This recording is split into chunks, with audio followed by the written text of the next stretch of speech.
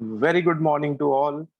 प्यारे बच्चों, आज हम लोग ऑर्गेनिक केमिस्ट्री की सबसे बेहतरीन खूबसूरत रिएक्शन का डिस्कशन करने जा रहे हैं अपनी सीरीज ऑफ ऑर्गेनिक रिएक्शन में। जैसा कि मैंने आपको प्रॉमिस किया था कि मैं 1 by 1 40 series of organic reaction discuss करूंगा, और ये मैं आज पहली इंपॉर्टेंट रिएक्शन ले रहा हूँ।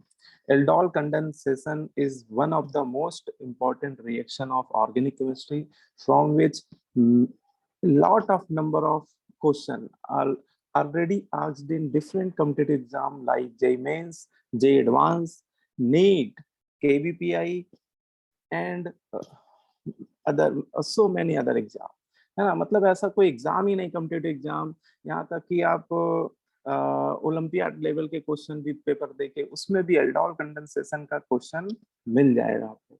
बहुत ही इंपॉर्टेंट रिएक्शन है और हम लोग इसको बहुत बेसिक से मैं आपको कराऊंगा, जीरो से आपको मैं एपेक्स लेवल तक ले जाऊंगा, बिल्कुल आपको शिखर तक पहुंचाऊंगा। और इसके साथ ही साथ मैं कुछ important questions, concept building problems को भी मैं डिस्कस करूंगा, जिससे आपको एल्डोल कंडेंसेशन पे कितने तरह के वेरिएशन देखने को मिल सकते हैं वो सारे आपके इस वीडियो में कवर हो जाएंगे। तो चलिए बिना टाइम वेस्ट करते हुए हम लोग स्टार्ट करते हैं। इस वीडियो को स्किप मत कीजिएगा, पूरा लास्ट तक देखिएगा, बहुत ही इंपॉर्टेंट आपको कॉन्सेप्ट यहाँ पर मिलने वाले हैं। देखिए, एल्डोल कंडेंसेशन, पहले हम लोग एक बेसिक बात समझते हैं कि एल्डोल कंडेंसेशन किस टाइप की रिएक्शन है, क्या होता है एल्डोल में। तो बोला जाता है कि aldehyde having alpha hydrogen, aldehyde या कीटोन्स भी हो सकते हैं, ये कार्बोनिल कंपाउंड की रिएक्शन होती है। ठीक है, तो यहाँ पे एल्डिहाइड लिखा हुआ, बट एल्डिहाइड और कीटोन्स, ठीक है। Aldehyde having alpha hydrogen undergo self condensation on warming with dilute aldols. ये जो एल्डोल वर्ड बना हुआ है एल्डोल, इसको अगर आप सिंपल संधि विच्छेद कर दें, ald plus ol, ald plus ol, तो एल्ड मीन्स एल्डिहाइड, है ना। इसके नाम में देखिए क्या छुपा हुआ है, aldehyde. All means alcohol, all IUPAC naming में ओएच ग्रुप का आईयूपीएसी नेम होता है। तो ये आपका क्या हो गया, एल्डोल, है ना। बात समझ में आ रही सभी को, ठीक है। तो ये एल्डोल का पूरा फुल नेम है ald plus ol. Ald means aldehyde, ols mean alcohol, इसमें एल्डिहाइड ग्रुप भी है और अल्कोहल ग्रुप भी प्रेजेंट है। ये एक्चुअली ऐसी रिएक्शन है जिसमें जो प्रोडक्ट बनता है उसमें एल्डिहाइड ग्रुप भी प्रेजेंट होता है। Aldehyde means carbonyl group, aldehyde का मतलब अब ऐसा नहीं कि एल्डिहाइड ही बोल दिए, है ना, बोले कि है ना। तो इसमें कीटोनिक ग्रुप भी हो सकता है, एल्डिहाइड और कीटोनिक मींस कार्बोनिल ग्रुप होना कंपलसरी है। और आपको प्रोडक्ट में OH भी दिखाई देगा, मतलब ऐसा प्रोडक्ट बनेगा जिसमें एल्डिहाइड भी होगा और कि एल्डिहाइड और कीटोन में कोई एक फंक्शनल ग्रुप होगा, ये आपका मेन फंक्शनल ग्रुप होगा, और आपका एक अल्कोहल बीटा पोजीशन पे कनेक्टेड होगा। ठीक है, देखिए एक एग्जांपल से समझते हैं कि ये एक रिएक्शन दिया हुआ है, एसेटल्डिहाइड का एल्डोल कंडेंसेशन यहाँ पे करके दिखाया गया है। इसमें एसेटल्डिहाइड के दो मॉलिक्यूल लिए हैं, ठीक है। जब भी सेल्फ एल्डोल होता है तो वहां पर कार्बोनिल कंपाउंड के टू डिफरेंट मॉलिक्यूल्स इन्वॉल्व होते हैं, और ये डाइल्यूट बेस की प्रेजेंस में रिएक्शन हो रही है, और आपको प्रोडक्ट एक बीटा हाइड्रोक्सी एल्डिहाइड बनता हुआ दिखाई दे रहा है। ठीक है, देखिए ये आपका एसेटल्डिहाइड हो गया। एसेटल्डिहाइड दो 2 मोल्स रिक्वायर्ड होते हैं इसमें, 2 मोल्स इसमें रिएक्ट कर रहे हैं इसकी प्रेजेंस में, डाइल्यूट बेस की प्रेजेंस में, डाइल्यूटेड बेस की प्रेजेंस नेसेसरी होती है। और after the reaction we get beta hydroxy aldehyde और कीटोन, है ना। हम लोग को प्रोडक्ट में क्या बनेगा, बीटा हाइड्रोक्सी एल्डिहाइड और कीटोन बनते हुए दिखाई देंगे। देखिए ये आपका मिल गया एल्डिहाइड, है ना, और ये आपका एल्कोहल। तो ये एक ऐसा प्रोडक्ट है जिसमें बीटा पोजीशन पे एल्डिहाइड की बीटा पोजीशन पे OH ग्रुप है, और एल्डिहाइड या फिर इसका कीटोन भी हो सकता है ना। ये इस तरह का प्रोडक्ट बनता है, और इसी को कॉमन नेमिंग में हम लोग क्या बोल देते हैं, एल्डोल। एल्डोल किसी साइंटिस्ट का नेम नहीं है, ये सिंपल ये जो प्रोडक्ट बन रहा है इसी का कॉमन नेम होता है। अब समझते हैं कि एल्डोल कंडेंसेशन की नेसेसरी कंडीशन क्या होती है। ऐसी कौन सी कंडीशन है जिससे हमारा given compound, given carbonyl compound aldol condensation देगा ही।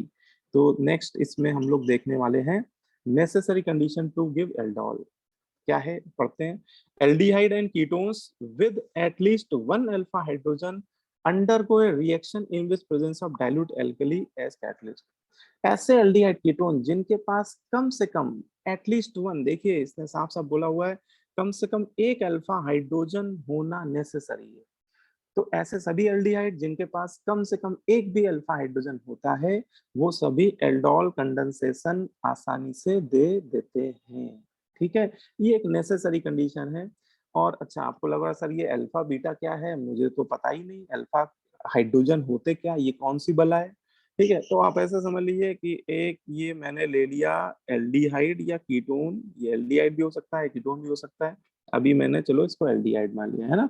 और एल्डिहाइड फंक्शनल ग्रुप से डायरेक्टली बॉन्डेड जो कार्बन होगा हमारी कार्बन की चेन में, this is called alpha carbon, है ना। ये कॉमन नेमिंग में हम लोग आईयूपीएससी वाले चैप्टर में डिस्कस भी पढ़ करते हैं कि फंक्शनल ग्रुप हमारा ये जो प्रिंसिपल फंक्शनल ग्रुप है हमारा एल्डिहाइड है। और प्रिंसिपल फंक्शनल ग्रुप से डायरेक्टली बॉन्डेड कार्बन को अपन लोग क्या बोलते हैं, अल्फा कार्बन।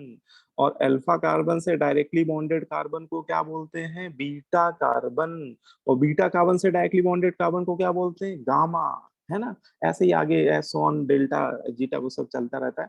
लेकिन यहाँ पे ये जो फर्स्ट कार्बन है जो फंक्शनल ग्रुप से डायरेक्टली बॉन्डेड है इसको अल्फा कार्बन बोलते हैं। और इस कार्बन से जो डायरेक्टली बॉन्डेड हाइड्रोजन्स होते हैं these are called alpha hydrogen, इनको क्या बोला जाता है, अल्फा हाइड्रोजन। और इन्हीं की बात हो रही है यहाँ पर, गौर कीजिए, फिर से पढ़ लिया इस बात को कि ऐसे एल्डिहाइड और कीटोन जिनके पास कम से कम एक अल्फा हाइड्रोजन भी है तो वो एल्डोल कंडेंसेशन दे देते हैं।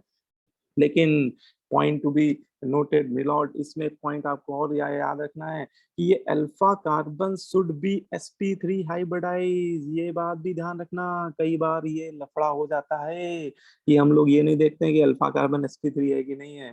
तो इसमें एक कंडीशन ये भी याद रखनी है कि alpha carbon should be sp3 hybridise, alpha carbon should be alpha carbon should be sp3 hybridise, ये भी अत्यंत आवश्यक है।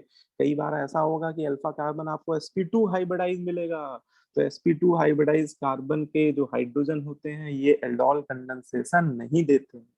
तो दो बातें आप याद कर लीजिए कि अल्फा कार्बन पे हाइड्रोजन होना चाहिए, और ये भी देख लीजिएगा कि वो जिस अल्फा कार्बन से कनेक्टेड है वो अल्फा कार्बन sp3 हाइब्रिडाइज भी होना चाहिए, वो sp2 हाइब्रिडाइज नहीं होना चाहिए। अदरवाइज अल्फा हाइड्रोजन होने के बावजूद भी वो एल्डोल कंडेंसेशन नहीं देते। ठीक है, तो मैं कहा से ये बिल्कुल बेसिक बात है जो आपको समझ में ऑलमोस्ट आ गई होगी। अब कुछ क्वेश्चन के थ्रू इसको और क्लियर करते हैं। एक ये क्वेश्चन है, इसमें हम लोग बात कर रहे हैं how many of following can give aldol condensation when heated with dilute base. ऐसे क्वेश्चन आपको ऑब्जेक्टिव पेपर में बहुत मिलेंगे, है ना। आजकल एडवांस के पेपर में ऐसे क्वेश्चन आ रहे हैं, आपको कई सारे एल्डिहाइड कीटोन के स्ट्रक्चर दे दिए जाएंगे, पूछेंगे कौन कौन से ऐसे हैं जो एल्डोल कंडेंसेशन दे सकते हैं। तो क्या करेंगे उसमें हम लोग सब में वही कंडीशन देखेंगे कि ऐसे सभी एल्डिहाइड जिसमें देखिए ये आपका एल्डिहाइड ग्रुप हो गया। तो पहले तो देख लीजिए फंक्शनल ग्रुप एल्डिहाइड कीटोन है भी कि नहीं है, तो हाँ यस एल्डिहाइड है। और इसके साथ डायरेक्टली बॉन्डेड कार्बन ये क्या हो गए, alpha carbon.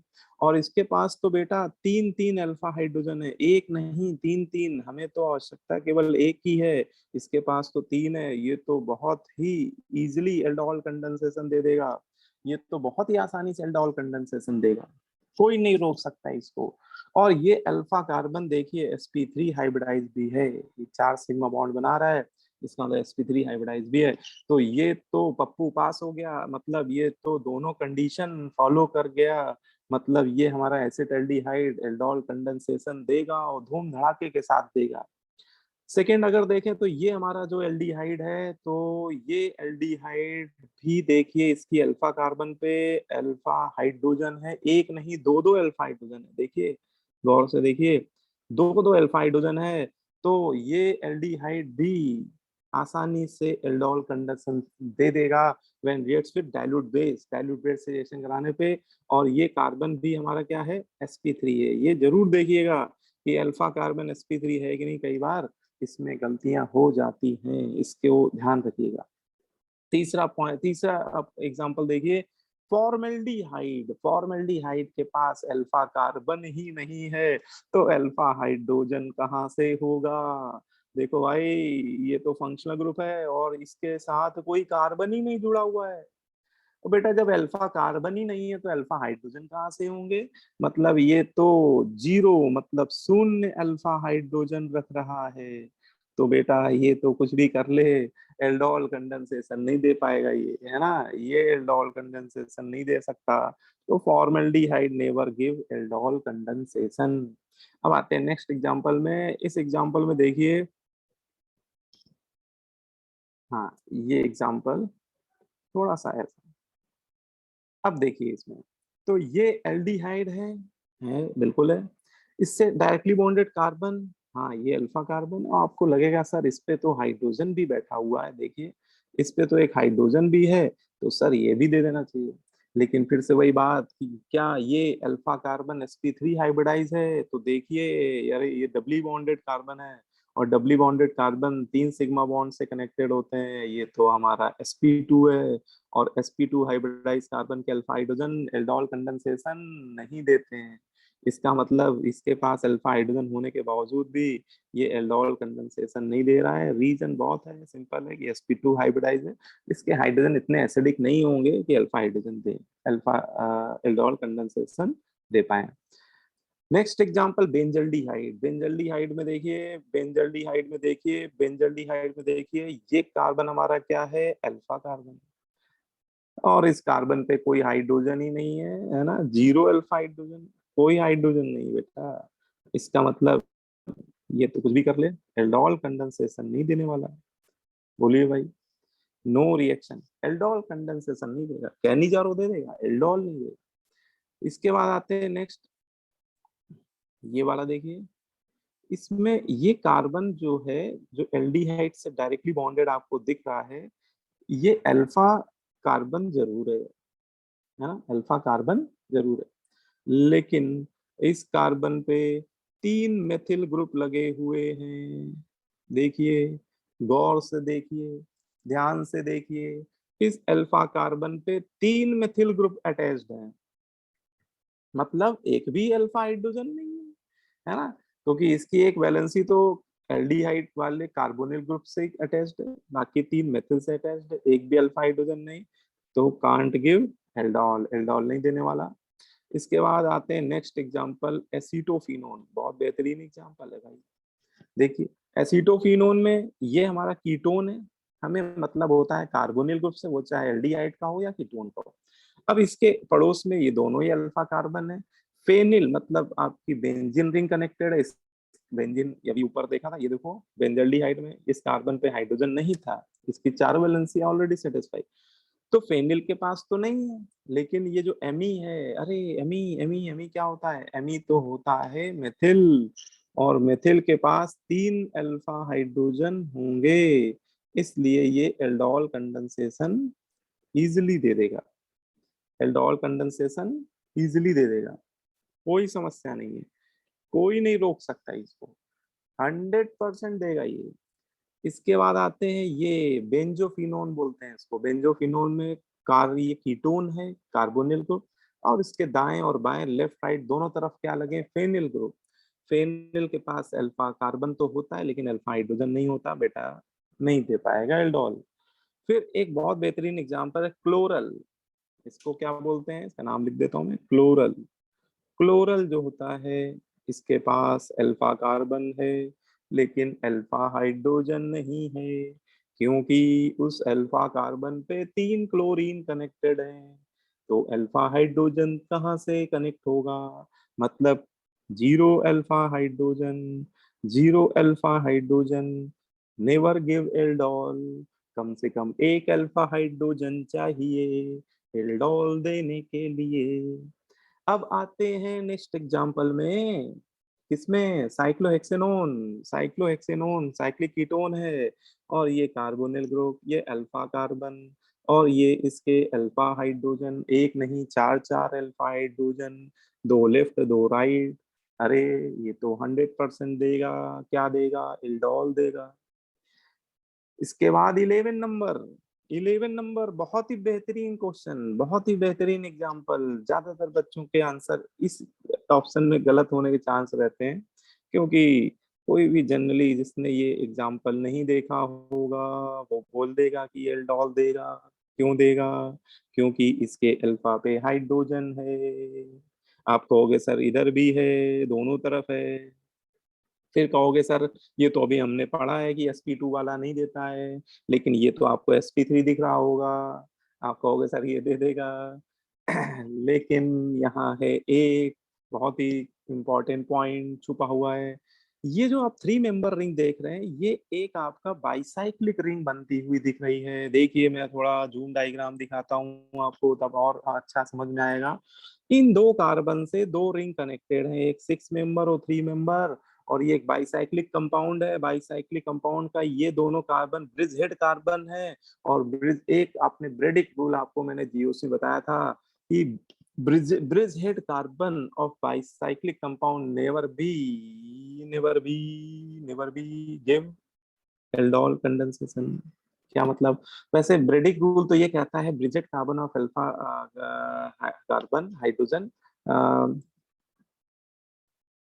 ब्रिजेड carbon of alpha bridged carbon of bicyclic compound never be sp2 hybridize. ये रूल, ये बात बोलता है क्या? आपका ब्रेडिक रूल। लेकिन ये जो हाइड्रोजन है, आपको लग रहा है सर ये sp2 तो है नहीं यहाँ पे, है ना? आप बोलोगे सर sp3 है। और मैं इसके हाइब्रिडाइजेशन पे अभी नहीं जाना चाह रहा हूँ, यहाँ पे बहुत जबरदस्त लार्ज एंगल स्ट्रेन होता है, तो इसका हाइब्रिडाइजेशन थ्योरेटिकली जरूर लगता है sp3, बट ये sp3 होता नहीं है। और ये हाइड्रोजन एसिडिक नेचर के नहीं होते हैं। ये हाइड्रोजन यहाँ से निकलना नहीं चाहते, छोड़ के नहीं जाना चाहते। क्यों नहीं जाना चाहते? क्योंकि यहाँ पे जो कार्बन आयन बनेगा वो बहुत स्टेबल नहीं बनेगा, हाईली अनस्टेबल इंटरमीडिएट बनेगा, जिसके डाउटफुल एग्जिस्टेंस देखे जाते हैं। तो ब्रिजेड कार्बन पे इंटरमीडिएट्स रेयरली बनते हैं। और जब भी 3 मेंबर रिंग जुड़ी हो ब्रिजेड कार्बन पे, 3 और 4 मेंबर रिंग, तो वहां पे intermediate कार्बोकटाइन carbon ion free radical आप अवॉइड कीजिएगा। ठीक है?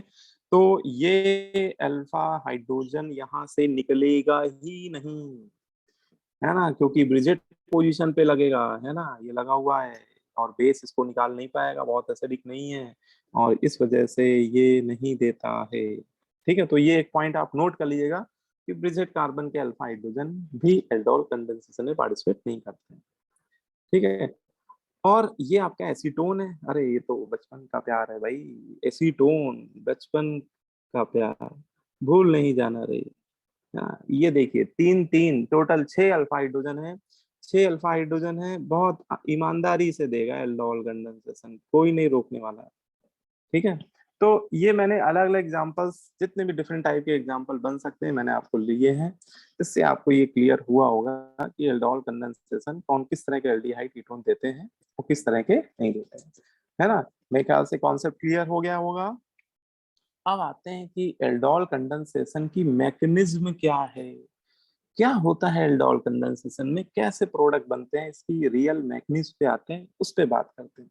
ठीक है? तो देखिए एग्जांपल मैं बहुत बेसिक सा ही लूंगा जिससे आपको बहुत आसानी से समझ में आ जाए। एसेटल्डिहाइड का एल्डोल कंडेंसेशन कराऊंगा मैं। तो ये मैंने ले लिया एसेटल्डिहाइड। ठीक है?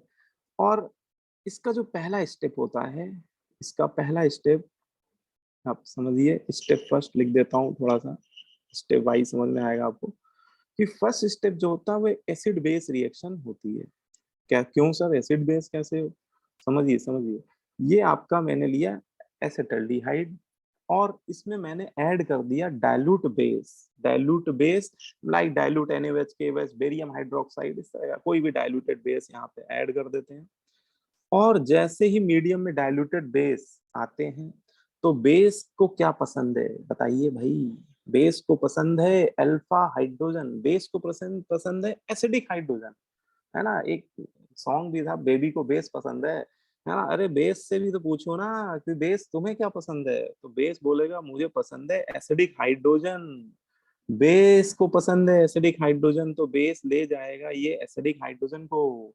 एसिडिक हाइड्रोजन क्या होते हैं? वो अल्फा हाइड्रोजन आप बोल रहे थे ना, वो अल्फा हाइड्रोजन कार्बोनिल कंपाउंड के अल्फा हाइड्रोजन हाईली बेसिक होते हैं, है ना? सफिशिएंट बेस आसानी से उनको रिमूव करा लेता है। अच्छा, आप कहोगे सर क्यों बेसिक होते हैं? उसका रीजन भी अभी समझ में आएगा क्यों बेसिक होते हैं। तो पहले स्टेप में ये एसिड बेस रिएक्शन होती है और ये बेस इस अल्फा हाइड्रोजन, कार्बन के अल्फा हाइड्रोजन को रिमूव करा लेगा, ले जाएगा, भाग जाएगा लेके, है ना? क्या बनाएगा ये बना देगा भैया एच। हाँ, एक बात और है, ये एच एच प्लस करके निकल रहा है। एच कैसे निकल रहा है? एच प्लस करके। एसिडिक हाइड्रोजन कैसे निकलता है? प्रोटॉन के फॉर्म में। तो ये अपने बॉन्ड पेयर छोड़ के जाएगा भाई। बॉन्ड पेयर छोड़ के जाएगा तो यहाँ कार्बन पे कौन सा चार्ज आएगा? निगेटिव चार्ज आएगा। ये बन गया बेटा क्या? ये बन गया आपका कार्बन आयन। और ये कार्बन आयन कोई ऐसा वैसा नहीं है, ये कार्बन आयन देखेगा पड़ोस में पाई बॉन्ड है, कॉन्जुगेशन में है, अल्टरनेट पोजीशन में है, तो ये लपक झपक करेगा, ये रेजोनेंस में स्टेबलाइज हो जाएगा। और जब भी कोई चार्ज इधर वो पॉजिटिव हो निगेटिव हो या फिर ऑड इलेक्ट्रॉन हो, जब भी रेजोनेंस में इन्वॉल्व होता है तो वो स्टेबलाइज हो जाता है, उसका चार्ज डिस्पर्स कर जाता है, दो एटम पे डिस्पर्स कर जाएगा और ये एक दूसरा स्ट्रक्चर में कन्वर्ट होगा। ये आपका बन गया। और इसे हम लोग क्या बोलते हैं? इनोलेट एनायन, है ना? इनको हम लोग क्या बोलते हैं? Enolate anion. और ये दोनों रेजोनेटिंग स्ट्रक्चर हैं, पहला दूसरे में दूसरा पहले में, इस तरह से ये कंट्रीब्यूट करते रहते हैं अपनी स्ट्रक्चर्स, है ना? तो ये दोनों स्ट्रक्चर आपके यहाँ पे बनते हैं। अब आते हैं अगली कंडीशन पे, स्टेप नंबर 2, है ना? अच्छा, ये क्या स्टेप रेट डिटरमाइनिंग हो सकता है? ये स्टेप क्या रेट डिटरमाइनिंग हो सकता है ना? देखते हैं, बात करते हैं। वैसे होना नहीं चाहिए क्योंकि ये एक एसिड बेस रिएक्शन है। एसिड बेस रिएक्शन काइनेटिकली बहुत फास्ट होती है। काइनेटिक्स में हम लोग पढ़ते हैं कि एसिड बेस रिएक्शन ज्यादातर फास्ट रिएक्शन की कैटेगरी में आती है। तो ये रिएक्शन, ये स्टेप फास्ट तो नहीं होना चाहिए, है ना? अब आते हैं सेकेंड स्टेप में। तो पहला स्टेप आपका फास्ट होता है ना, ये रेट डिटरमाइनिंग नहीं होता है। Acid base reaction fast reaction होती है। अब क्या होगा? अब ये जो आपके बन रहे इनोलेट आयन, ये कार्बन और ऑक्सीजन पे जो नेगेटिव चार्ज है, ये न्यूक्लियोफाइल बन के अटैक करने वाला है किस पे? दूसरे मॉलिक्यूल पे, एल्डिहाइड के दूसरे सेकंड मॉलिक्यूल पे। ये आ गया आपका सेकंड मॉलिक्यूल।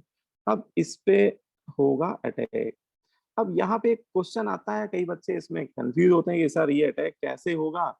ये कार्बन की तरफ से अटैक होगा, ये ऑक्सीजन की तरफ से अटैक होगा?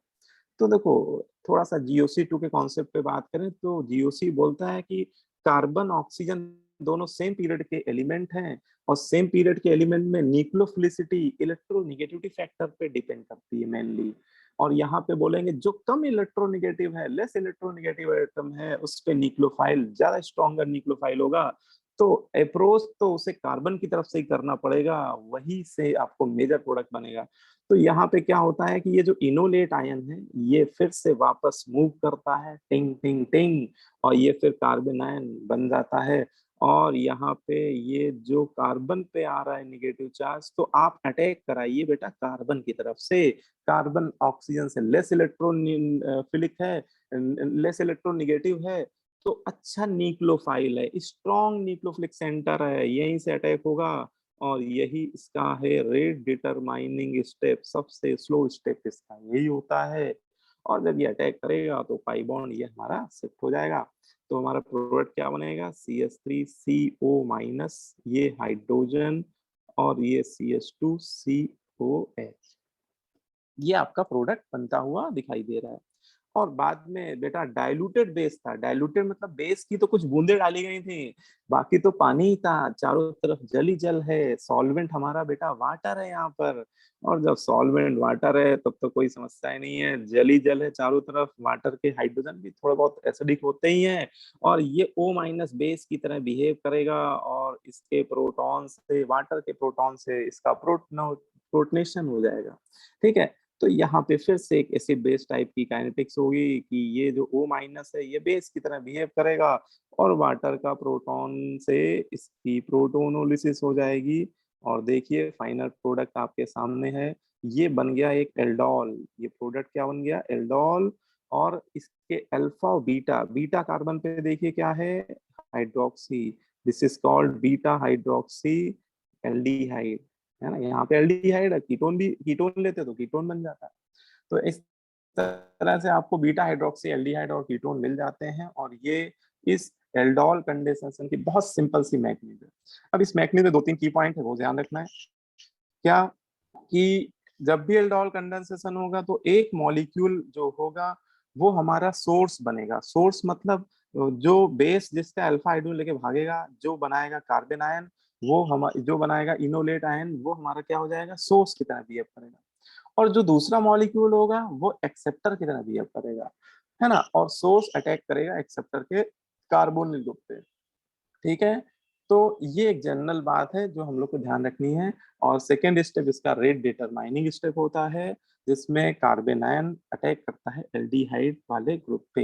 ये वो बेसिक बातें हैं जो आपको क्वेश्चन करते समय पता होनी चाहिए। अगर आपको इतनी बेसिक बातें क्लियर है ना, तो हम लोग क्वेश्चन कर ले जाएंगे। हम लोग को कोई पीएचडी लेवल पे बात नहीं करनी है। हम लोग को अगर इतना भी पता है ना तो क्वेश्चन आप हिला दोगे, हो जाएंगे क्वेश्चन। आप करके आओगे। अब जैसे कुछ क्वेश्चन डिस्कस करेंगे हम लोग, concept building question. Concept building question on aldol condensation. Aldol condensation पे कुछ कॉन्सेप्ट बिल्डिंग क्वेश्चन हमको कर लेते हैं। पहला क्वेश्चन है, क्वेश्चन क्या? Give the aldol product. आपको एल्डोल प्रोडक्ट देना है। बीटा हाइड्रोक्सी कार्बोनिल को ही एल्डोल बोलते हैं। इन फॉलोइंग रिएक्शन में पहला ये एसेटल्डिहाइड वाला अभी हमने किया ही है तो इसको दोबारा करने का कोई मतलब नहीं है। अब जैसे ये वाला कर लेते हैं भाई। इसका एल्डोल देना है प्रोपेनल्डिहाइड का एल्डोल। ठीक है। तो प्रोपेनल्डिहाइड का एल्डोल कंडेंसेशन करना है। ठीक है। तो वही सेम मैकेनिज्म आप यहाँ पे अप्लाई की है कि बेस को क्या पसंद है? बेस को पसंद है acidic hydrogen. Acidic hydrogen alpha hydrogen होते हैं कार्बोनिल कंपाउंड में, है ना। तो ये अल्फा हाइड्रोजन को ही निकालेगा। अल्फा हाइड्रोजन क्यों एसिडिक होते हैं? क्योंकि वहां पे कार्बन आयन रेजोनेंस स्टेबलाइज हो जाता है इनोलेट आयन के फॉर्म में, इसलिए वो एसिडिक होते हैं। ठीक है। तो ये बन गया हमारा कार्बन पे निगेटिव चार्ज। ये बन गया कार्बन आयन। अब ये बनाएगा इनोलेट आयन।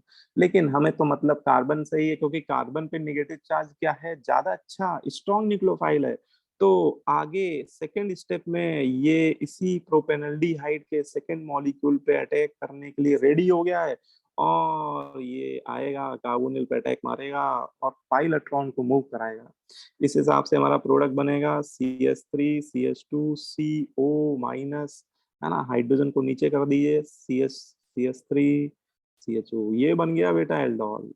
और चारों तरफ पानी पानी है क्योंकि डाइल्यूटेड बेस है, ध्यान रखिएगा। डाइल्यूटेड बेस है, सॉल्वेंट वाटर है, तो अलग से पानी मिलाने की आवश्यकता नहीं है। जो वाटर के मॉलिक्यूल हैं उन्हीं के साथ इसका प्रोटोनेशन हो जाएगा और ये हमें मिल जाएगा aldol product.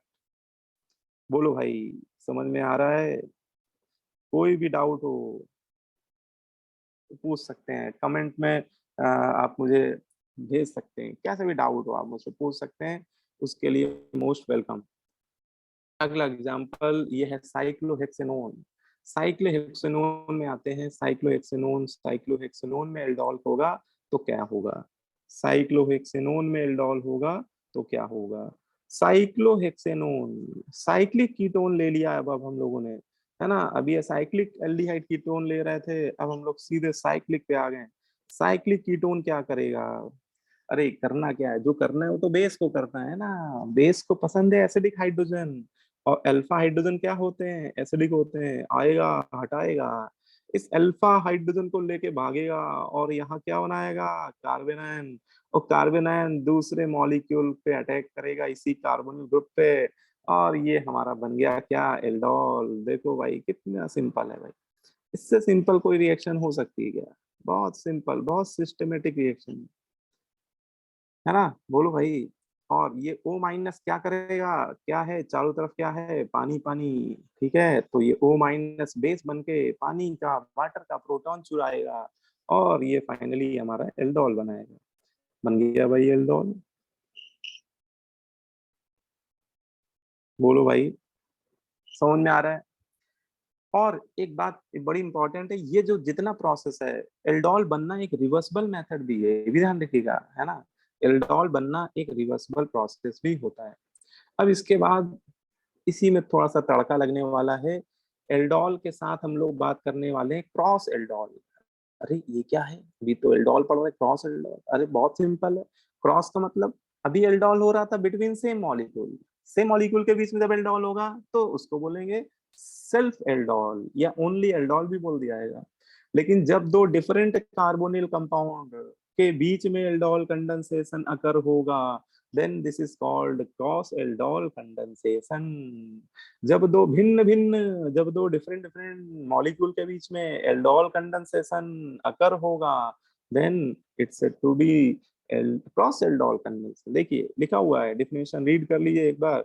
when the condensation is between two different carbonyl compound it is called cross aldol। दो डिफरेंट कार्बोनिल कंपाउंड के बीच में एल्डोल है तो क्रॉस है, और सेम मॉलिक्यूल में है तो सेल्फ एल्डोल या ओनली एल्डोल। यहाँ पे एक क्वेश्चन देखो लिया गया है आपके लिए, इसमें आपसे बोल बताया जा रहा है, एक आपने ले लिया एसिटल्डिहाइड और एक आपने ले लिया एसीटोन, और इनके बीच में हम लोग कराने जा रहे हैं क्रॉस एल्डोल। क्या पूछ रहा है क्वेश्चन, कह रहा है नंबर ऑफ पॉसिबल एल्डोल बताइए, कितने पॉसिबल एल्डोल बनेंगे एक्सक्लूडिंग स्टीरियो आइसोमर, मतलब स्टीरियो आइसोमर्स को एक्सक्लूड करते हुए बताना है। फिर क्या रहा है number of possible aldol including, अच्छा ये भी बोल रहा है कि एक बार आपकी बताओ स्टीरियो आइसोमर्स को भी इंक्लूड कर लो, देन बताओ कितने एल्डोल बन गए। चलिए देखते हैं भाई क्या कहना चाह रहे हैं। तो यहाँ पे दो डिफरेंट आपके कार्बन कंपाउंड है। अब देखिए बेस के सामने दो ऑप्शन है, बेस के सामने दो ऑप्शन है। पहला ऑप्शन लेते हैं कि बेस कहे कि नहीं मुझे एसेटल्डिहाइड का अल्फा हाइड्रोजन निकालना है ना। तो बेस को अगर एसेटल्डिहाइड का अल्फा हाइड्रोजन पसंद आ गया तो वो क्या करेगा, वो एसेटल्डिहाइड का एक अल्फा हाइड्रोजन निकालेगा और क्या बना देगा, कार्बन आयन, है ना, कार्बन आयन या इनोलेट आयन बोलो तो जो और अच्छा है। ठीक है, और ये इनोलेट आयन सोर्स बन के अगर किस पे अटैक कर दे, अगर ये पड़ोस वाले कीटोन पे अटैक कर दे तो ये हमारा एक एल्डोल तो बनता हुआ दिख रहा है। बाद में हाइड्रोलिसिस भी मैं इसी स्टेप में करा दे रहा हूँ, सीधे मैं एल्डोल ही बना रहा हूँ। ये बन गया हमारा एक एल्डोल। ये एल्डोल कब बना, जब मैंने एसेटल्डिहाइड को क्या बनाया सोर्स और एसीटोन को बनाया एक्सेप्टर। तो ये पहला एल्डोल। लेकिन अभी पॉसिबिलिटी और भी है, अभी तो पार्टी शुरू हुई है, अभी और भी पॉसिबिलिटी देखिए।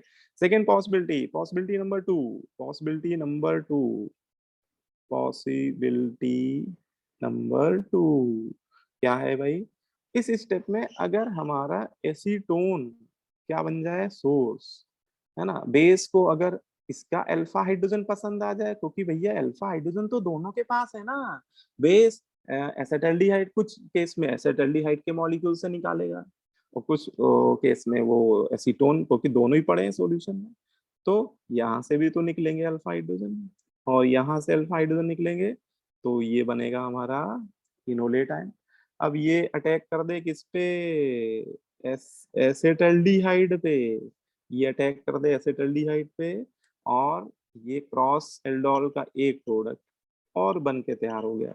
देखिए, है ना, इसकी हाइड्रोलिसिस भी मैंने करा दी इसी स्टेप में, तो बन गया कि नहीं बन गया, ये बन गया भाई।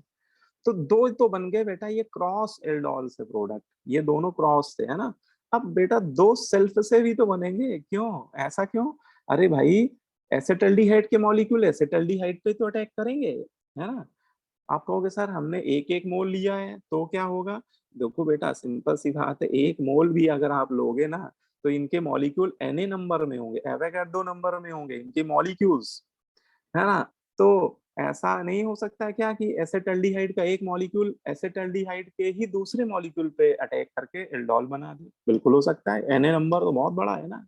तो यहाँ पे सेल्फ एल्डोल भी होने की संभावना है और 100% होगा। तो दो प्रोडक्ट बनेंगे सेल्फ एल्डोल से, जिसमें एक केस में एसेटल्डिहाइड के मॉलिक्यूल एसेटल्डिहाइड पे ही अटैक कर दें, है ना, जिसमें पहला केस लेते हैं कि एसेटल्डिहाइड का एक अल्फा हाइड्रोजन, है ना, ये निकले और ये बनाए कार्बन आयन, और ये अटैक कर दे एसेटल्डिहाइड के ही सेकंड मॉलिक्यूल पे, तो भैया ये बन गया सेल्फ एल्डोल से बन गया प्रोडक्ट। बोलो भाई, बन रहा है नहीं बन रहा है? आ रहा है ना समझ में सभी को? बन गया बेटा। और एक एसीटोन एसीटोन के बीच में हो जाएगा, एसीटोन का मॉलिक्यूल एसीटोन के मॉलिक्यूल पे ही एल्डोल कंडेंसेशन से बना दे प्रोडक्ट। तो ये हमारा निकला हाइड्रोजन, ये बन गया कार्बन आयन, और ये अपने ही जैसे दूसरे एसीटोन मॉलिक्यूल पे अटैक कर दे। बोलो भाई, चमक रही है ना बात? चमक रहा है ना? बोलो भाई। तो क्या बन गया? CH3 CO, COH, CH3 ये बन गया भाई। तो टोटल अगर देखा जाए एल्डोल कितने बन रहे हैं, तो बेटा 4 एल्डोल बन रहे हैं। अगर गौर कीजिए, पहला एल्डोल कौन सा हुआ? ये वाला क्रॉस एल्डोल, जिसमें एसिटल्डिहाइड का मॉलिक्यूल बन रहा था इनोलेट आयन, और आपका एसीटोन एक्सेप्टर की तरह बिहेव कर रहा था। दूसरा एल्डोल ये, जो इसमें उल्टा हो रहा था, एसीटोन सोर्स बन रहा था और एल्डिहाइड रिसेप्टर। फिर दो बन गए सेल्फ एल्डोल से, जिसमें एल्डिहाइड के मॉलिक्यूल एसिटल्डिहाइड के पे ही अटैक कर रहे हैं, और फोर्थ में एसीटोन एसीटोन के बीच में। तो टोटल ये 4 आपके क्या बन गए? एल्डोल। लेकिन ये 4 जो आंसर है विद एक्सक्लूडिंग स्टीरियो आइसोमर्स है, क्योंकि इसमें हम लोग स्टीरियो केमिस्ट्री को नहीं देख रहे। तो पहले पार्ट का आंसर हमारा क्या हो गया? 4, और ये हो गया एक्सक्लूडिंग स्टीरियो आइसोमर, है ना। लेकिन अगर हम लोग इंक्लूडिंग स्टीरियो आइसोमर्स की बात करें, तो क्या प्रोडक्ट होंगे? तो देखिए, इसमें आपको कायरल सेंटर देखने होंगे कि कहीं कोई ऐसा एल्डोल तो नहीं बन रहा है जिसमें कायरल सेंटर डेवलप हो रहा हो। जैसे पहले वाले में ये कार्बन हमारा कायरल नहीं है ना, नहीं कायरल, तो फिर तो ये एक ही आपका प्रोडक्ट माना जाएगा। लेकिन सेकंड वाला देखिए जरा, ये वाला, इसमें ये कार्बन हमारा कायरल है। तो बेटा ये काइलर सेंटर रख रहा है, तो नेचर में दो फॉर्म में एग्जिस्ट करेगा। इसके बाद दो तरह के कॉन्फ़िगरेशन बन सकते हैं, डेस्ट्रो लीवो, आर या एस। तो ये एक नहीं, ये दो कंपाउंड, दो स्टीरियो आइसोमर्स काउंट किए जाएंगे, है ना। तो ये आपको दो काउंट करने होंगे। तीसरे में देखो तो ये कार्बन बेटा काइरल है। काइरल कार्बन फिर से ये नेचर में दो फॉर्म में एग्जिस्ट करेगा, डेस्ट्रो लीवो, तो इसके दो स्टीरियो आइसोमर एग्जिस्ट करेंगे। और चौथे में काइरल नहीं है, क्योंकि उस कार्बन पे दो मेथिल एस्टर है। तो इसका मतलब टोटल हो गया दो दो चार, और 1+1 टोटल 6 आंसर हो जाएगा सेकंड पार्ट का। जब उसने बोला कि आपको इंक्लूडिंग स्टीरियो आइसोमर्स बताने, ये आंसर कब का होगा? जब हम लोग इन स्टीरियो आइसोमर्स को इंक्लूड करके काउंट कर रहे हैं।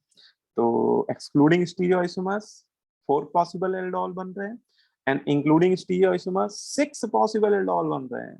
है ना, आया मजा आया? तो देखिए, बहुत प्यारा क्वेश्चन है। अच्छा, एक ये मैं आपको दे रहा हूँ, ये आप खुद करिए और कमेंट बॉक्स में कमेंट करिएगा इसका आंसर। एसेटल्डिहाइड और फॉर्मल्डिहाइड के बीच में एल्डोल करा रहे हैं, क्रॉस एल्डोल हो रहा है। पॉसिबल एल्डोल बताने हैं, एक बार एक्सक्लूडिंग स्टीरियोआइसोमर, एक बार इंक्लूडिंग स्टीरियोआइसोमर। ठीक है, तो ये आपको मैंने एज ए होमवर्क दिया है, इसको करिएगा। इसके बाद नेक्स्ट इसमें आता है इंट्रामोलिकुलर एल्डोल। एल्डोल में तीसरी टाइप का जो केस होता है, ये होता है इंट्रामोलिकुलर एल्डोल। अच्छा, ये भी होता है क्या?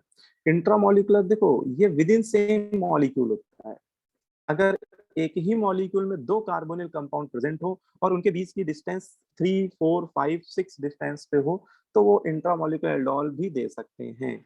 तो देखिए क्या कंडीशन है, when aldol condensation occurs within one molecule, एक ही मॉलिक्यूल के अंदर एल्डोल कंडेंसेशन होने लगे in presence of alkali base, then this type of condensation is called aldol condensation. एक ही मॉलिक्यूल के अंदर अगर एल्डोल कंडेंसेशन अकर हो, तो उसे इंट्रामोलिकुलर एल्डोल बोल देंगे, है ना। इंट्रा मतलब विद इन सेम मॉलिक्यूल। अब एग्जांपल देखिए, ये एग्जांपल, ये आपका एक डाई कीटोन है ना। देखिए इसमें दो कीटोन दिख रहे हैं आपको, और इनकी पोजीशन देखिए 1 2 3 4 5। फर्स्ट के रिस्पेक्ट में सेकंड कीटोन 5 पोजीशन पे। तो मैं आपको बताया था कि 4 5 6 पोजीशन पे अगर दो कार्बोनिक ग्रुप हो एक ही मॉलिक्यूल में, तो और रिएक्शन हो रही हो किसके साथ, डाइल्यूट एल्कली के साथ, तो वहां पर इंट्रामॉलिक्यूलर एल्डोल होने के चांसेस रहते हैं। ठीक है, अब इसमें देखिए कैसे कराएं। तो ये बेस को पसंद है अल्फा हाइड्रोजन, तो पहले तो ये क्या करेगा कि ये अल्फा हाइड्रोजन निकालेगा। तो इसमें अगर ये वाला अल्फा हाइड्रोजन निकालता है, इसमें से दो पॉसिबिलिटी है, मैं दोनों डिस्कस करूंगा। तो अगर ये सबसे कॉर्नर वाला, ये टर्मिनल वाला अल्फा हाइड्रोजन निकालेगा, तो यहाँ पे बनेगा कार्बन आयन। ठीक है, और ये कार्बन आयन बन के अगर अटैक करेगा इस कार्बोनिल ग्रुप पे इस तरीके से, तो एक आपका साइक्लिक स्ट्रक्चर रिंग का स्केलेटन बनेगा। आप देखिए ये कितने मेंबर रिंग बन रही, 1 2 3 4 5 6, ये आपका एक 6 मेंबर साइक्लिक कीटोन बनता हुआ दिखाई देगा। ठीक है, देखिए इसको मैंने नंबरिंग कर दी, 1 2 3 4 5 6, 1 मैंने इसको बोला है इस तरह से, है ना। देखिए तो 1 वाला कार्बन पे कोई नहीं है, 2 पे कीटोन है, 3 4 5 CH2 और जो 6 वाला कार्बन है उस पे आ गया O- और उसी पे एक मेथिल भी है ना, ये वाला मेथिल। और बाद में बेटा इसका क्या हो जाएगा, प्रोटनेशन हो जाएगा, है ना, वाटर से ये प्रोटॉन एक्सेप्ट कर लेगा। तो इसका जब प्रोटनेशन होगा तो यहीं पर आ जाएगा OH, O के साथ H आ गया। तो एक तो एल्डोल ये बन गया।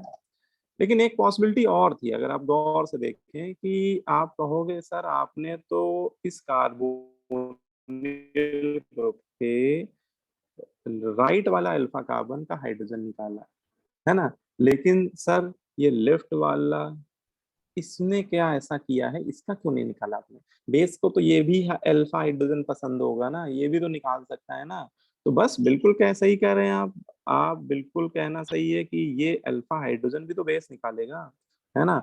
और निकाल के देखते हैं भैया क्या पॉसिबिलिटी है। तो सेकंड पॉसिबिलिटी अगर वो इधर से H निकालेगा, लेफ्ट वाले कार्बन से H निकालेगा, तो ये कार्बन आयन यहाँ पे बनेगा, ये इनोलेट आयन यहाँ से बनेगा, बाद में यही अटैक कर देगा किस पे, इस कार्बोनिल ग्रुप के कार्बन पे। ठीक है, वैसे वो इनोलेट आयन बनता है लेकिन अल्टीमेटली अटैक तो कार्बन की तरफ से होता है, तो आप डायरेक्ट करा सकते हैं ऐसे। तो 1 2 3 4, तो ये एक 4 मेंबर रिंग बन गई बेटा। और 1 पे क्या लगा है, ये COCH3, 2 3 4 4 पे क्या आ गया, O- और मेथिल। बाद में देखो यहीं पे मैं हाइड्रोलिसिस करा दूं, तो O के साथ क्या आ जाएगा, H आ जाएगा। तो ये दो प्रोडक्ट बन गए। अब इन दोनों में बेटा एक मेजर एक माइनर है, ये कैसे पता लगाएंगे, तो सिंपल सी बात है, इंट्रामॉलिक्यूलर जो एल्डोल कंडेंसेशन होता है, ये एक थर्मोडायनेमिकली कंट्रोल रिएक्शन होती है, जिसमें प्रोडक्ट की स्टेबिलिटी से हम लोग डिफाइन करते हैं कि हमारा मेजर प्रोडक्ट कौन होगा। इसमें प्रोडक्ट आपका 6 मेंबर रिंग बन रहा है, और 6 member ring thermodynamically more stable होती है, उनका बनना ज्यादा फिजिबल होता है। इस रिएक्शन का डेल्टा जी ज्यादा निगेटिव होगा, इसका बनना ज्यादा फिजिबल है। और 4 मेंबर रिंग में हाईली एंगल स्ट्रेन होगा, तो इसका बनना लेस फिजिबल होगा। इसलिए बोलेंगे कि 6 मेंबर रिंग वाला जो ये प्रोडक्ट है, ये हमारा मेजर प्रोडक्ट होगा। और ये बनेगा, ऐसा नहीं कि ये बनेगा नहीं, लेकिन ये माइनर प्रोडक्ट है, कुछ ही परसेंटेज में हमें इसकी यील्ड मिलेगी। ठीक है, तो इसमें आपका मेजर प्रोडक्ट ये बनेगा। और इंट्रामोलिकुलर में ध्यान रखिएगा कि मेजर प्रोडक्ट अगर 6 मेंबर बन रहा है तो उसको रिफर कीजिएगा, अगर फिर 5 मेंबर को रिफर कीजिएगा, है ना, फिर 7 मेंबर को, इस तरह से उसको बोला जाता है ना। तो बोलो ये बात समझ में आ गई। एक बहुत ही बेहतरीन एग्जांपल ये भी है, इसमें भी इंट्रामोलिकुलर एल्डोल ही हो रहा है। देखिए क्या कर रहा है, predict the product for each of following reaction. इसमें आपसे बोल रहा है कि बताइए प्रोडक्ट बताइए क्या बनेगा, और ये आपको एक दिया हुआ है डाई कीटोन, ध्यान से देखिए 2 कीटोन है पूरे स्ट्रक्चर में, और बेस, और बाद में हीट भी कर दिया है ना। अच्छा एक बात तो रही गई कि जो एल्डोल को हीट करते हैं ना, तो उसमें E1CB काइनेटिक्स के थ्रू एल्कीन का फॉर्मेशन हो जाता है, अल्फा बीटा पोजीशन पे डबल बॉन्ड आ जाता है। तो चलो बात की बात है, पहले तो इसमें देखते हैं कि क्या पॉसिबिलिटी। तो एक ही मॉलिक्यूल में 2 कीटोन है ना, इसका मतलब इंट्रामॉलिक्यूलर एल्डोल होने के पूरे पूरे चांस हैं। अब बेस को पसंद है अल्फा हाइड्रोजन, तो अब देखिए एक पॉसिबिलिटी ये, अगर ये वाला अल्फा हाइड्रोजन निकालेगा और अटैक करेगा, तो देखिए कितने मेंबर रिंग बनेगी, 1 2 3 4 5 6, बहुत बढ़िया भाई। 6 मेंबर रिंग बहुत स्टेबल बनेगी। अगर बेटा बेस ने ये वाला H निकाला और अटैक किया तो कितने मेंबर रिंग बनेगी? 4 मेंबर। अरे ना ना ना, 4 मेंबर 3 मेंबर तो हमेशा अवॉइड कीजिएगा, बहुत लार्ज एंगल स्ट्रेन होते हैं, गलत बना देंगे, माइनर प्रोडक्ट बना देंगे, बिल्कुल भी इसको ऐसे केस में 6 मेंबर रिंग बनाना हमारी सेहत के लिए सही होगा। और ये अटैक कराइए कार्बन आयन बना के, वो एच मान लिया मैंने निकाल दिया और पाई बॉन्ड घुमा दिया, इसका मतलब ये हमारा प्रोडक्ट जो बनना चाहिए वो 6 मेंबर बनना चाहिए, है ना। एक रिंग यहाँ पे और आके जुड़ जाएगी, 6 मेंबर रिंग आके यहाँ पे अटैच्ड हो जाएगी। बोलो भाई, ये बनेगा। बाद में इसकी हाइड्रोलिसिस होगी, हाइड्रोलिसिस के बाद वाटर से ये प्रोटॉन एक्सेप्ट कर लेगा और इसी पोजीशन पे क्या आ जाएगा, OH। अब इसको हीट किया है तो हीट करने पे क्या होगा, यहाँ पर एक एलिमिनेशन रिएक्शन होगी और जिसकी काइनेटिक्स होगी E1CB। E1CB काइनेटिक्स से इसका एलिमिनेशन होगा। ये आप लोगों ने थोड़ा पढ़ा होगा E1CB के बारे में कि अगर क्या होता है E1CB समझिए, अगर कोई बैड लीविंग ग्रुप है, जैसे OH बहुत अच्छा लीविंग ग्रुप नहीं है ना, और उसके उसके अल्फा और बीटा पोजीशन पे, उसके अल्फा पोजीशन पे सॉरी, उसके अल्फा पोजीशन पे कोई इलेक्ट्रॉन विड्रॉइंग ग्रुप प्रेजेंट है, तो वहां पर E1CB काइनेटिक्स फॉलो होती है ना। बात समझ में आ रही है। E1CB काइनेटिक्स से एलिमिनेशन होगा, अल्फा कार्बन से निकलेगा हमारा हाइड्रोजन और बीटा कार्बन से OH, वाटर एलिमिनेट हो जाएगा, है ना। ये मैं मैकेनिज्म नहीं बता रहा हूँ, ये मैं डायरेक्ट प्रोडक्ट बता रहा हूँ। E1CB से एलिमिनेशन होगा, अल्फा बीटा कार्बन के बीच में क्या आ जाएगा, डबल बॉन्ड आ जाएगा, ये हमारी एक एल्कीन बन जाएगी क्योंकि उसने हीट भी किया है। और जब भी एल्डोल बनने के बाद उसको हीट किया जाए तो आप उसका अल्फा बीटा कार्बन पे एक एल्कीन बना दीजिएगा एलिमिनेशन रिएक्शन के थ्रू, ठीक है। अल्फा कार्बन से हाइड्रोजन को निकालिए, बीटा कार्बन से OH को, और एल्कीन बन जाएगी and this is our major product. ये हमारा मेजर प्रोडक्ट है, ठीक है। एक एग्जांपल, ये भी बहुत प्यारा एग्जांपल है इंट्रामोलिकुलर एल्डोल का। इस ये भी एक डाई कीटोन है, देखिए 2 कीटोन है, लेकिन अच्छी बात इसमें सिमेट्री टाइप की दिख रही है ना, देखिए सिमेट्री है इसमें। सिमेट्री, जब भी सिमेट्रिकल डाई कीटोन है तो आप किसी भी कीटोन के रिस्पेक्ट में अल्फा हाइड्रोजन निकाल सकते हैं, कोई समस्या वाली बात नहीं है। अब इसमें देख लीजिए कि आप इधर से निकालें अल्फा हाइड्रोजन, ठीक है, चलो बेस ने मान लिया कि ये वाला अल्फा हाइड्रोजन निकाल लिया, ये अल्फा हाइड्रोजन लेके भाग गया बेस, तो अगर ये वाला अल्फा हाइड्रोजन लेके जाएगा तो, और जाएगा तो है ही है क्योंकि बेस को पसंद है अल्फा हाइड्रोजन, तो यहाँ पे बनाएगा कार्बन आयन और ये कार्बन आयन अटैक करेगा दूसरे कार्बोनिल ग्रुप पे, पाई बॉन्ड हमारा मूव कर जाएगा। अब ये रिंग बनते दे, देखो इसमें एक रिंग बन रही है, अगर इसी को काउंटिंग करो 1 2 3, कार्बन आयन वाले कार्बन को 1 दीजिए और काउंटिंग करिए 1 2 3 4 5, तो देखिए एक 5 मेंबर रिंग बन रही है, देखिए ये वाली 5 मेंबर रिंग। लेकिन कोई अगर क्लॉकवाइज सेंस में नंबरिंग करे 1 2 3 4 5 6 7, तो राइट साइड आप देखिए 7 मेंबर रिंग बन रही है, तो अगर आप देखिए तो ये बाइसाइक्लिक कंपाउंड बन रहा है जिसमें राइट साइड एक 7 मेंबर रिंग तैयार होती दिख रही है और लेफ्ट साइड एक 5 मेंबर रिंग तैयार होती दिख रही है ना। बोलो भाई, समझ में आ रहा है ये? लेफ्ट साइड एक 7 मेंबर रिंग और राइट साइड एक 5 मेंबर रिंग बनती हुई दिखाई दे रही है ना। बोलो भाई, ये बनेगा आपका प्रोडक्ट। लेकिन अगले स्टेप में आपने हीट भी किया है तो क्या होगा, सिंपल अल्फा बीटा एलिमिनेशन होगा। E1CB काइनेटिक्स, कौन सी kinetics, E1CB kinetics.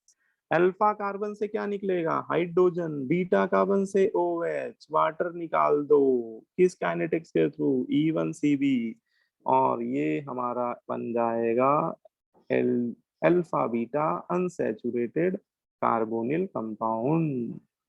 This is our final product, major product. बोलो भाई, मजा आ रहा है समझ में? अल्फा बीटा से निकालना भाई, और कहीं से मत निकाल देना, गड़बड़ हो जाएगा, ठीक है।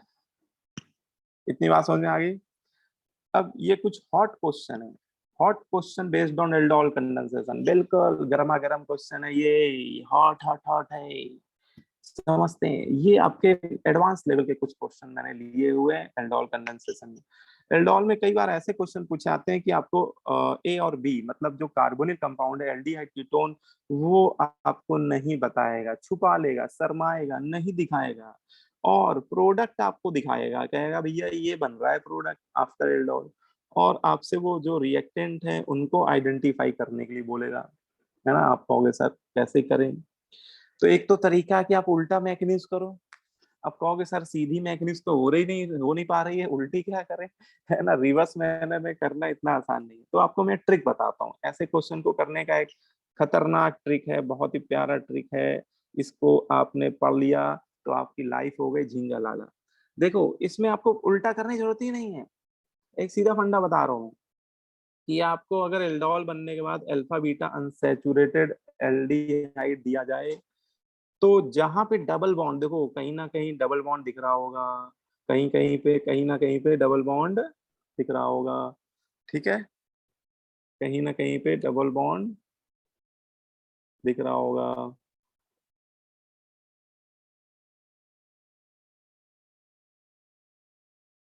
एक्चुअली स्ट्रक्चर में थोड़ा फ़र्क है ना? ये स्ट्रक्चर है ना? एक्चुअली उसमें थोड़ा मिसप्रिंट था। हाँ, तो देखिए आपको अल्फा बीटा कार्बोनिल कंपाउंड के अल्फा बीटा पे डबल बॉन्ड दिख रहा होगा, है ना? तो आप वहीं से तलवारे सुलेमानी चला दो, इस डबल बॉन्ड को कार्बन-कार्बन डबल बॉन्ड को उड़ा दो, ब्रेक कर दो बीचों-बीच से कट्टा मारना है, तलवारे सुलेमानी लेके रखो, चला दो आप तलवारे सुलेमानी, डबल बॉन्ड उड़ा दो और पूरी एल्डोल कंडेंसेशन में अगर आपसे कुछ कोई पूछे कि बताओ बाई प्रोडक्ट क्या होता है? ऐसा कौन-सा प्रोडक्ट जो बाहर निकलता है? तो आप कहोगे कि केवल सर वाटर ही तो निकला है, ध्यान से देखें। तो जो वाटर निकला उसी को आप ऐड कर दो। कैसे? डबल बॉन्ड को तोड़ो और वाटर वैसे क्या लिखते हैं H2O तो आपको क्या करना है? जैसे वाटर को लिखा है वैसे ही वाटर को भी तोड़ देना है और एक साइड आपको दे देने हैं 2 हाइड्रोजन और एक तरफ दे देना ऑक्सीजन। ये कोई मैकेनिज़्म नहीं बता रहा हूँ, ये मैं एक ट्रिक बता रहा हूँ आपको जल्दी करने का तरीका। तो अब किसको मैं ऑक्सीजन दूँ, किसको मैं हाइड्रोजन दूँ?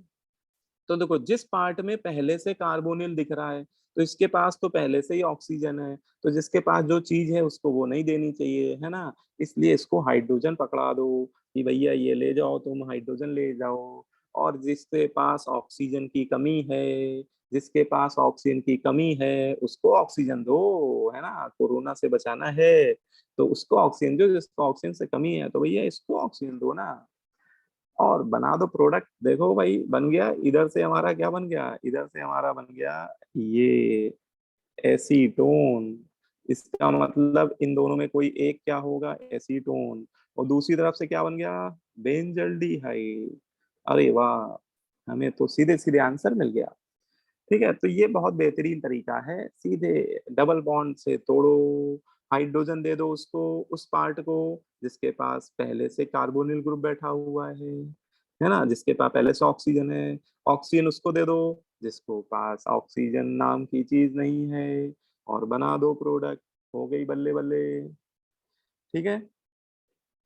इसके बाद सेकंड क्वेश्चन बहुत प्यारा क्वेश्चन है। ये आपको एक साइक्लिक एल्कीन दिया है, रिएक्शन करा रहा है ओस्मियम टेट्राऑक्साइड के साथ इन प्रेजेंस ऑफ सोडियम बाइसल्फाइड। ये आपका रिएक्शन आपने पढ़ा था, ये क्या होता है ओस्मियम टेट्राऑक्साइड का जो फंक्शन होता है, वो बेयर्स रीजन की तरह होता है। ये कैसा होता है? Similar to Baeyer's reagent, similar to Baeyer's reagent. है ना? इसके मैं ऑर्गेनिक रीजन की अभी सीरीज़ भी लाने वाला हूँ, उसमें एक-एक करके हम लोग सारी सीरीज़ पढ़ेंगे, एक-एक रीजन पे डिटेल डिस्कशन करेंगे, ठीक है? तो अभी जैसे यहाँ पे आ गया तो ये आपको पता होना चाहिए ओसियम टेट्राऑक्साइड बेयस रीजन की तरह एक्ट करता है, इसका फंक्शन क्या होता है कि कहीं कोई एल्कीन हो, डबल बॉन्ड हो और ये ओस्मियम टेट्राऑक्साइड ले लिया जाए या इसकी जगह बेयस रीजन भी ले सकते हैं इन प्रेजेंस ऑफ सोडियम बाइसल्फाइड तो ये उस डबल बॉन्ड पे विक डाइऑल का फॉर्मेशन कर देता है। क्या कर देता है? वो डबल बॉन्ड को ब्रेक करके 2 ओएच अटैच कर देता है।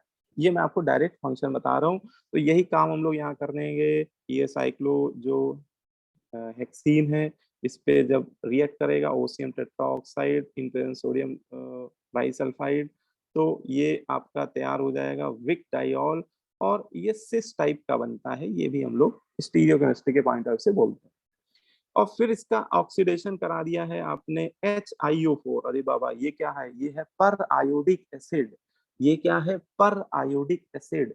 ये क्या करता है, ये जो विक डाइऑल होता है, इसके सिग्मा बॉन्ड का क्लीवेज करके इसको ऑक्सीडाइज कर देता है, और एक एक OH और सप्लाई कर देता है ना। और जिससे क्या होगा, एक कार्बन पे 2 OH, मतलब ये अनस्टेबल, जिम डाइऑल अनस्टेबल होते हैं, तो यहाँ पे कीटोन बनने लगते हैं। तो ये विक डाइऑल को ऑक्सीडाइज कर देता है और कन्वर्ट कर देता है डाई कीटोन में, है ना। यहाँ भी एक कीटोन बन के तैयार हो जाएगा और यहाँ भी एक कार्बन ग्रुप आ जाएगा, ठीक है ना। अल्फा ये बॉन्ड टूटेगा और ये कार्बन दोनों हो जाएंगे ऑक्सीडाइज, अल्कोहल ऑक्सीडाइज हो गया, एल्डिहाइड में कन्वर्ट हो जाएगा।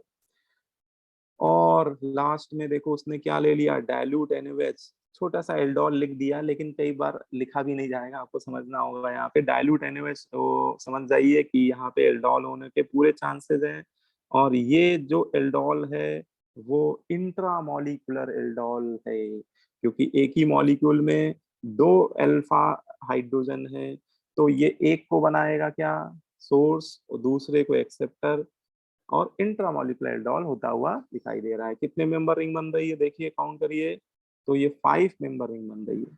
एक 5 मेंबर रिंग बना दी मैंने, और 1 पे एल्डिहाइड लगा दिया, बाकी 2 3 4 5, और 5 पे OH आ गया। बाद में इसको हीट कर दिया है तो अल्फा कार्बन से H निकलेगा, बीटा से OH, वाटर निकल जाएगा, और ये हमारा बन गया अल्फा बीटा अनसैचुरेटेड एल्डिहाइड। बोलो भाई मजा आया। ठीक है, तो ये आपका फाइनल प्रोडक्ट बन गया। ठीक है, इसको उसने शायद बोला है ए, है ना। हाँ, ये आपका पहला प्रोडक्ट है ए, ये आपका बी है, और ये आपका सी है, लास्ट प्रोडक्ट। ठीक है, तो इस तरह के क्वेश्चन, मिसलेनियस टाइप के क्वेश्चन आपको कई बार मिलेंगे। Aldol condensation becomes a part of reaction, है ना, एक हमारी सीरीज रिएक्शन का छोटा सा पार्ट हो जाएगा। एक ये वाला भी एग्जांपल देख सकते हैं, इसमें आपको एक कीटोन दिया हुआ है और reaction LDA in presence of THF करा रहा है। आप कहोगे सर ये एलडीए क्या है, लखनऊ डेवलपमेंट अथॉरिटी है क्या? नहीं भैया, ये एक बल्की बेस होता है। एलडीए क्या होता है, एक बल्की बेस होता है। इसका फुल नेम होता है लिथियम डाई आइसोप्रोपिल एमाइड। ये एक बेस होता है, लेकिन ये सूमो बेस होता है, बल्कि बेस होता है। और बेस को पसंद होते हैं अल्फा हाइड्रोजन जो, लेकिन जो एलडीए है ये बहुत पहलवान टाइप का, सूमो टाइप का, बल्कि बेस है। तो ये इसको, ये वहां से अल्फा एच निकालता है जहां भीड़ भाड़ कम होती है, जहां पे स्टेरिक हिंड्रेंस कम होता है।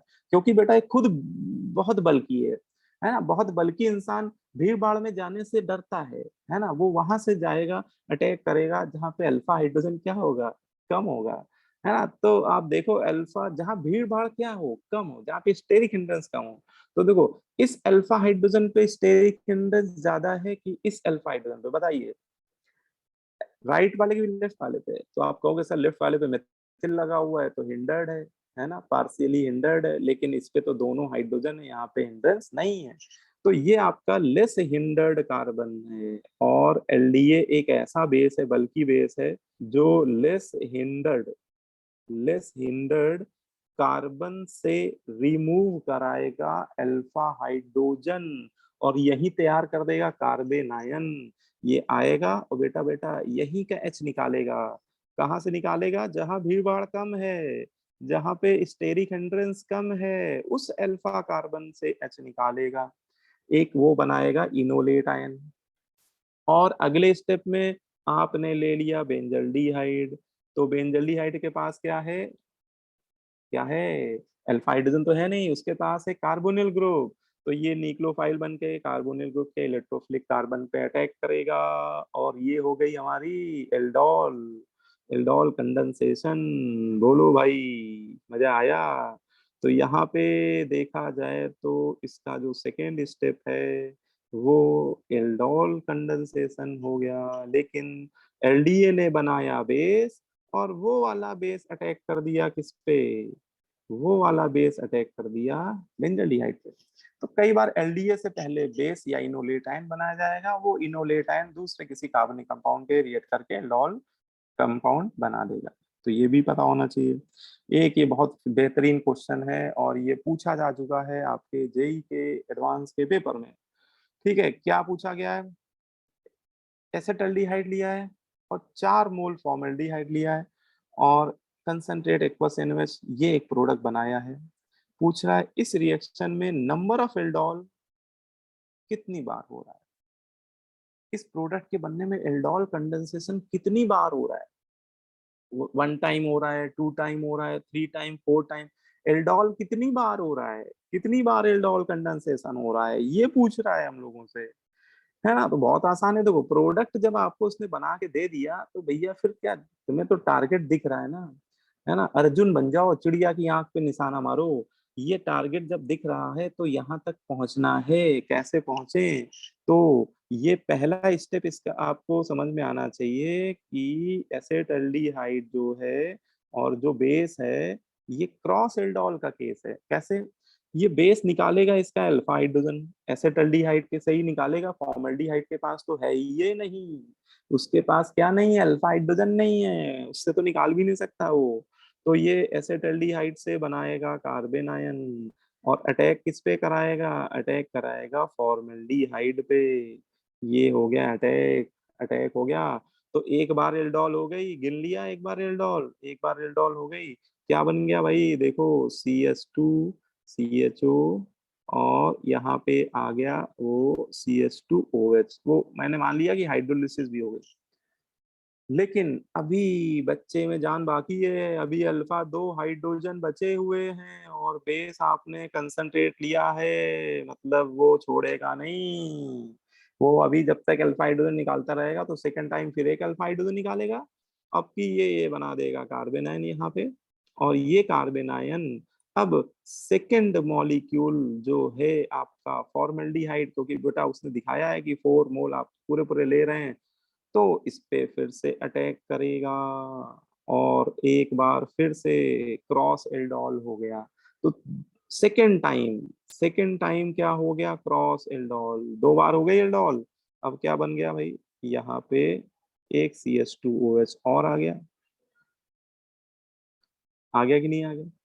लेकिन अभी भी एक अल्फा हाइड्रोजन बाकी है। अब समझ रहे हैं क्या होने वाला है, ये अल्फा हाइड्रोजन भी बेस निकालेगा, यहाँ कार्बन आयन बनाएगा और तीसरे मॉलिक्यूल पे अटैक कर देगा फॉर्मल्डिहाइड पे। 3 बार एल्डोल हो गई, लेकिन जब तीसरी बार एल्डोल होगा तो देखिए मैं प्रोडक्ट बनाता हूँ आफ्टर थर्ड टाइम एल्डोल। तो ये सिचुएशन कुछ ऐसी हो जाएगी, यहाँ पे एल्डिहाइड, बाकी इन कार्बन पे आ जाएंगे OH OH OH, 3 OH आ चुके होंगे। लेकिन अब इसके अल्फा कार्बन पे हाइड्रोजन नहीं है, देखिए। तो ना तो इसके पास अल्फा हाइड्रोजन है, ना फॉर्मल्डिहाइड के पास है, तो अब एल्डोल नहीं होगी और अब होगी कैनिजारो। अभी आगे हम लोग पढ़ेंगे कैनिजारो के बारे में भी, कि ऐसे एल्डिहाइड जिनके पास अल्फा हाइड्रोजन नहीं होते हैं, वो जब कंसंट्रेट बेस रिएक्ट करते हैं तो एक रिडॉक्स रिएक्शन होती है डिस्प्रोपोर्शनेशन टाइप की। ये एक मॉलिक्यूल ऑक्सीडाइज होता है, रिड्यूस होता है, और ये आपका फॉर्मल्डिहाइड उसमें 99% केस में क्या होता है, ऑक्सीडाइज होता है, और ये एल्डिहाइड हो जाएगा रिड्यूस, तो एक अल्कोहल और आ जाएगा। लेकिन चौथा स्टेप इसका क्या है, कैनिजारो है। तो एल्डोल कितनी बार हुई, 1 टाइम, 2 टाइम और थर्ड टाइम 3 बार एल्डोल हुई, क्योंकि 3 अल्फा हाइड्रोजन थे ना, तो तब 3 अल्फा हाइड्रोजन बारी बारी से निकले। इसका मतलब कितनी बार एल्डोल हो रही है, 3 टाइम एल्डोल हो रही है। ठीक है, तो ये कुछ हॉट क्वेश्चन थे, है ना। अब ये कुछ PYQ क्वेश्चन है, previous year question from aldol condensation from JEE Main and advance. JEE Main और एडवांस में आए क्वेश्चन है, जेई 2010 में एक क्वेश्चन है एल्डोल कंडेंसेशन का। ये मैं आपको नहीं करके बताऊंगा, ये आप ही अटेम्प्ट करिएगा, जितना मैंने आपको बताया उसी पे बेस्ड आप इसको सॉल्व कीजिएगा। ये क्वेश्चन कर सकते हैं। 2015 मेंस के पेपर ऑनलाइन में भी एक क्वेश्चन आया हुआ है, बहुत प्यारा क्वेश्चन है एल्डोल का। जेई मेंस 2019 ऑनलाइन के सेट में देखिए एक ये भी क्वेश्चन आया हुआ है, और ये सभी क्वेश्चन आपके एल्डोल कंडेंसेशन पे बेस्ड है। ठीक है, तो आइए, आज बहुत हम लोगों ने बढ़िया एंजॉय किया एल्डोल कंडेंसेशन को। तो आप ये क्वेश्चन पीवाईक्यू क्वेश्चन भी लगाइए, है ना। नीट के पेपर में भी आपको मिल जाएंगे बहुत सारे पीवाईक्यू क्वेश्चन। और नेक्स्ट वीडियो में हम लोग एक नई और नेम रिएक्शन पे आएंगे, उस पे हम लोग डिटेल डिस्कशन करेंगे, है ना। और आप किसी बच्चे ने अगर मेरा केमिस्ट्री गुरुकुल का यूट्यूब चैनल अभी तक सब्सक्राइब नहीं किया है तो अभी मौका कर लीजिए। आने वाले वीडियोज आपको मिलते रहेंगे, जिसमें हम लोग नए नए organic reactions, important organic reaction और रीजन, सीरीज ऑफ रीजन पे डिस्कशन करते रहेंगे। ठीक है, ओके बाय, फिर मिलते हैं नेक्स्ट लेक्चर में ऑर्गेनिक केमिस्ट्री नेम रिएक्शन में। तब तक टाटा गुड बाय, है ना। फिर